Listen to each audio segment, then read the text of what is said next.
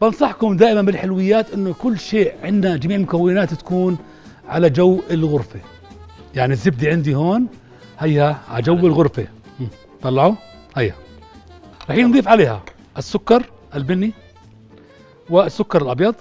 اذا الفرن مسخن على حرارة 160 مئوي، اللي هي صفحة رؤية الرئيسية على الانستغرام. بس خلينا نضيف البيض.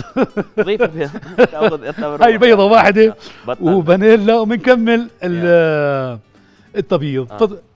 تفضل سمير. طيب هاي عندي كوب وربع طحين رح نضيفهم، ملعقة من النشا حتى تصير عندي تشوي من جوا، وملعقة نص ملعقة صغيرة من الكربونة، كوب ونص يلا شوكولاتة شيب أو رقائق الشوكولاتة، وكوب من الجوز. تمام والله. هذا هو. بعدين بتضغطها هيك ولا هي لحالها؟ ولا هي لا ها شوية صغيرة هيك. ها هي لحالها بس خلوا مجال بالصينية حتى ايش حبايبي، حتى تفرد معاكم.